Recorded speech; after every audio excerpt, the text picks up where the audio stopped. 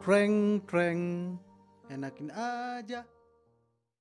Menarik bila mana kemudian kita mengutip pernyataan pemohon dalam hal ini Profesor Dr. Mahfud MD pada 1 Maret 2024 yang kami kutip sebagai berikut. Oleh sebab itu, apa yang kami lakukan ke MK bukan mencari menang, tapi beyond elections. Maka masa depan bukan sekedar pemilu hari ini, tapi masa depan ratusan tahun yang akan datang, demokrasi kita harus sehat. Hal ini terang dan jelas menunjukkan bahwasanya permohonan Aquo disusun sebatas sebagai narasi dan buah pemikiran pemohon, sebuah norma yang menurut pemohon baik untuk kemudian dituangkan dalam undang-undang pemilu maupun peraturan perundang-undangan yang relevan untuk masa yang akan datang. Namun faktanya narasi yang secara langsung dan gamblang menempatkan petitum di awal justru pada hakikatnya bertolak belakang dengan narasi yang dinarasikan oleh Profesor Mahfud tadi, yakni meminta pihak terkait didiskualifikasi dan kemudian dilakukan pemungutan suara ulang dengan pesertanya hanya pasangan nomor urut 1 dan pemohon. Artinya apabila ditafsirkan sejalan permintaan pemohon dan narasi Profesor Mahfud tersebut, maka sepatutnya apa yang disampaikan pemohon dalam permohonannya adalah untuk memberikan jalan kewenangan bagi pemohon itu sendiri dengan cara membuat narasi seakan koreksi terhadap kewenangan Mahkamah Konstitusi, namun sejatinya menukangi seakan-akan terjadi kevakuman atau kekosongan hukum untuk tujuan semata-mata kewenangannya sendiri dan seterusnya. Bila mana kemudian kita secara tertib dan komprehensif menelaah dalil-dalil permohonan, pemohon yang berkenaan dengan narasi pelanggaran TSM dan berupa nepotisme dalam pencalonan Pak Gibran Rakabuming Raka dan program bantuan sosial Presiden Joko Widodo, maka akan nampak pula bahwasanya dalil pemohon itu hanya bersifat asumtif dan dianggap pula sebagai propaganda untuk melegitimasi keterpilihan pasangan calon presiden dan wakil presiden pihak terkait. Bagaimana kita maklum berkenaan dengan pencalonan Pak Gibran ini ialah penjelajahan hak setiap warga negara untuk sama-sama yang memiliki hak yang sama untuk maju dalam pemilihan-pemilihan yang dilaksanakan.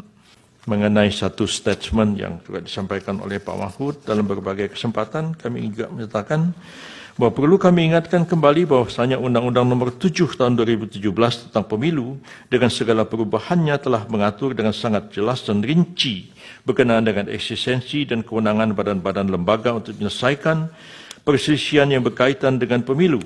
Lembaga-lembaga itu ada yang merupakan kekuasaan kehakiman yang dijalankan oleh Gakumdu, Pengadilan Tata Usaha Negara, Bawaslu, dan ujungnya adalah Mahkamah Konstitusi untuk menyelesaikan perselisihan pemilu.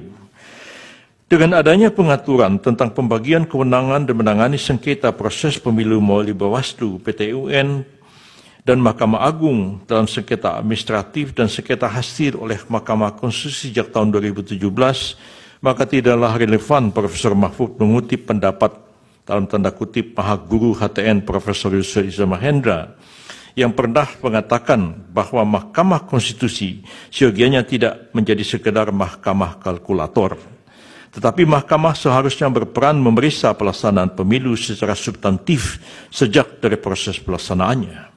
Pendapat itu ada benarnya karena diucapkan pada tahun 2014, 3 tahun sebelum berlakunya Undang-Undang Nomor 7 Tahun 2017 tentang Pemilu yang membagi kewenangan kasus-kasus yang terjadi dalam penyelenggaraan pemilu sebagaimana diuraikan tadi.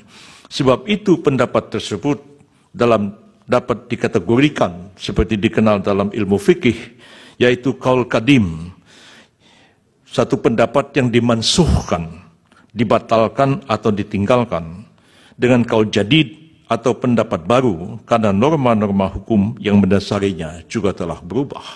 Jadi tidak relevan mengutip pendapat 2014 untuk keadaan sekarang karena norma hukum positif sudah berubah.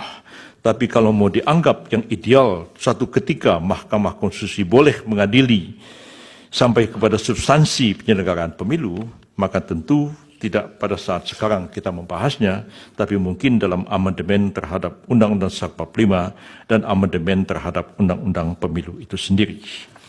Ini klarifikasi, mudah-mudahan dapat kita pahami bersama.